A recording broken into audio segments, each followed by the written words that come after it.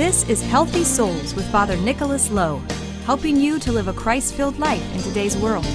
Father Nicholas is the pastor of St. John the Divine Greek Orthodox Church in Jacksonville, Florida. So we began a sermon series several weeks ago. One of them that I'm really excited about is called Heroes. And the premise behind this sermon series is that every one of us, each of you, as I look at you, you all have people who are a hero in your life. Maybe that person is sitting right next to you right now. Maybe that hero is someone that was your mom or your dad. Maybe it might have been a teacher or a coach. But you would not be the person you are right here and right now if there wasn't a hero in your life.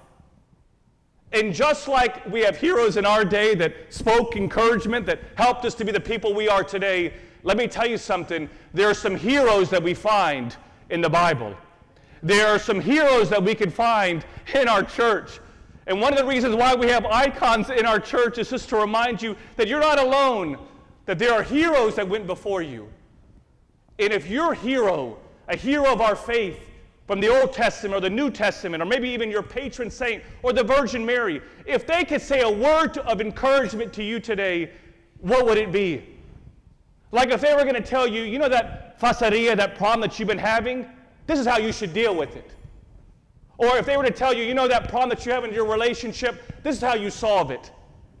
Or if they were going to tell you, you know, I don't feel like I've got any faith, my faith is kind of weak, I'm just kind of not in the mood, I'm not growing in my faith, this is what I would want you to hear from them. They have a message to share with all of us if we only have ears that are wanting to hear. And I think one of the things that they would tell us is, listen, I'm Noah, I'm Rebecca, I'm Isaac, I'm Joseph, I'm the Samaritan woman, Saint Photini. I was not perfect. In fact, I was a sinner. But study how I lived my life so that you can learn how to live your life. Study how I became a hero of God in my day, because God expects you to be a hero in your day. And I encourage you to go back and listen to those previous sermons. We don't have time to go over all of these people, but they all have a message for each and every one of us. But today I'm going to talk to you about who is oftentimes referred to as the father of the faith, Abraham. He's actually the father of not only Christianity, but also Judaism and Islam. He lives about 2,000 years before Christ, about 9 generations after who we spoke about last week, Noah. And in his life, he is the first one who receives a covenant from God. God comes to him and says to him, Abraham, I have a message for you. You are going to be the father of many nations. He was married to a woman named Sarah. And his name used to be Abram. But then when God came to him, he said, no, your name is not going to be Abram, which simply means just an exalted father, but Abraham, which means you are the father of many nations. And I would love to tell you that Abraham, when he heard the voice of God, and I don't know if you've ever heard the voice of God, but if you've ever heard the voice of God, it is not a normal voice. It is the voice of God speaking. And that when God spoke to Abraham, I would love for you to know that Abraham said, you know what? I am going to be the father of many nations, and I'm going to be totally in agreement with everything that you say, God. But that's not what Abraham did, nor Sarah. And if there's a message that Abraham would tell you is this: Ipomoni. Be patient because God knows best. Can you all say that with me? Be patient. He knows best. Let me show you how. And there's 3 principles I want to share with you. Number 1 is be patient even if it's taking a long time for something to happen in your life. You know, when God gave that promise to Abraham and to Sarah, he said, you're going to be the father of many nations. And Abraham's response was, it's like, how? Sarah is an old woman now. She's barren. She can't have kids. And at this time, we're talking about Sarah being somewhere between the ages of 80 and 90 years old. And they're having this debate. And so it would have been great if God would have fulfilled that promise that same year. Like 9 months later, they would have a son or a daughter. But that didn't happen. Year after God made that initial promise to Abraham, nothing took place. So much so that Sarah went up to Abraham and said, you know what? We need to take matters in our own hand. And in some of the most perplexing things that you'll ever read in the Bible, Sarah says, you know, I have this servant. Her name is Hagar. Why don't you sleep with her and have a son through her, because I can't have a child. And Abraham says, are you sure? Don't get any ideas, man. She says, yes, and he says, yes. And they end up having a son. His name is Ishmael, and he is the father of the Islamic faith today. And God comes back to him and says, Abraham, I told you, be patient, even if it was taking a long time. He was in a tent at that time, Abraham was. He says, Abraham, come on out of that tent. I told you that if you were just simply patient, that I would fulfill that promise. And some of us today, we're expecting things to happen on our own time. We live in an instant society where we send an instant message. We live in a society where we just send an email quickly. We live in a society where we're always in a rush. Check out JTB or 95 tomorrow morning. We're constantly going. And some of you today, you are waiting for something for God to work in your life. You have a dream. You feel like there's a dream on your heart and nothing is happening. And what God is telling you is, I know what's best. Be patient. And you need to know this, church family, that a moment of impatience can cause a lifetime of regret. We would say amen to that.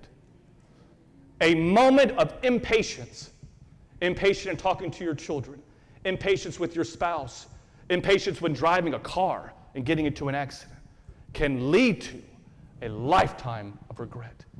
Be patient in the waiting. Number 2, I think Abraham would come to us and say, listen, I didn't do this. I needed to be better at this, but I said be patient in the waiting. And then secondly is be faithful even when you think something is absolutely absurd. You know, when Sarah was 90 years old, and when God said to her that you're going to have a child, and another amazing statement that they have, Abraham and Sarah, hearing the voice of God, started to laugh. And in the Hebrew language, it wasn't like a, that was so funny, kind of a laugh. It was a laughing uncontrollably at God. And you hear God in a very fatherly voice say, are you laughing at me? You should read about this. It's in your notes today. Are you laughing at me? He says, this is an amazing statement. He says, you think something is hard for me to do? You think it's hard for me to make you at 90 years old pregnant? In 9 months, you're going to be pregnant. And talk about a moment in the history of our faith. And I just want you to know that some of you have been waiting for a long time for something to happen, or maybe sometimes some of you think that actually you've been having this dream and this thing, and you're thinking, oh my gosh, this is never going to happen. Listen to me, don't laugh at God. What He yearns for you to be is to be patient in that. I think about our church. You know, for over 20 years we began that building project that's going on Beach Boulevard right now. And I remember 20 years ago people saying, when are we going to build? Soon. When are we going to build? It was the constant repetitive question at every single meeting. And half of y'all would ask me that question. When are you going to build? And thank God that God didn't answer our prayers to build. Because in 2008, we had one of the worst economic crises since the Great Depression. 2 years later, thank God we didn't build, because some company just happened to call us on the phone here at the church and said, hey, listen, we are interested in buying just a very small portion of the land of your church, and we will give you 3 times what you have spent on buying that property. Thank God He didn't answer our prayers. And some of you look back in your life and you think about that high school sweetheart that you thought you should have married. God, I need that person in my life. Thank God He didn't answer that prayer. And some of you have prayers that you're wanting to be answered and you think it's absurd. Just be patient, even when you think it's absurd. Number 3, final one, is be patient, knowing that God is working always in you.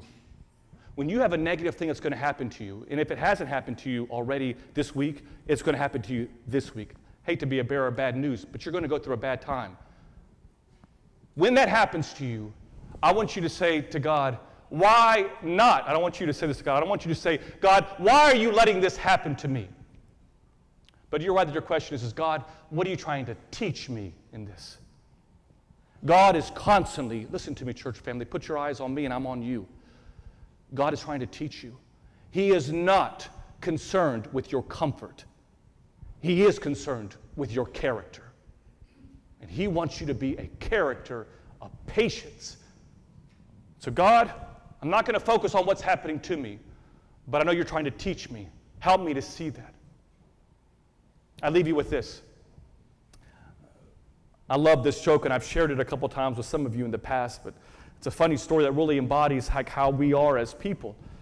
There was this man that was talking to God, had a conversation with God, and he says, God, I'm just curious, what does $1 million look like to you? God says, it's like a penny. Like a penny. The man says, well, God, what does 1,000,000 years look like to you? And God looks at him and says, son, it's like a second. So he said, $1 million looks like a penny to you, and 1,000,000 years looks like a second to you. So the man naturally says, well, God, can I get one of those pennies? To which God says, wait a second. And I think sometimes we don't want to wait. We just want things to happen on our own schedule. And my message to each and every one of you is, be patient because God knows best. That you go out being patient in the waiting. A lifetime of regret can come in a moment of impatience. That you're even patient when everything seems absolutely absurd to you to happen. And that you know that when God is working in your life and something's coming against you, that you don't focus on what's happening to you, you're focusing on what's happening in you. And as Abraham goes back into those hall of fame of our pictures of our faith, he's telling you, study me. Study how I lived my life. And go out and live that life. Study how I was a hero of God in my day. Because God needs you to be a hero in your day. We invite you to join Father Nick and his wife, Dr. Roxanne Lowe, on the 2nd and 4th Tuesday of every month for their Healthy Minds, Healthy Souls call-in show at 8 Eastern, 7 Central on Ancient Faith Talk.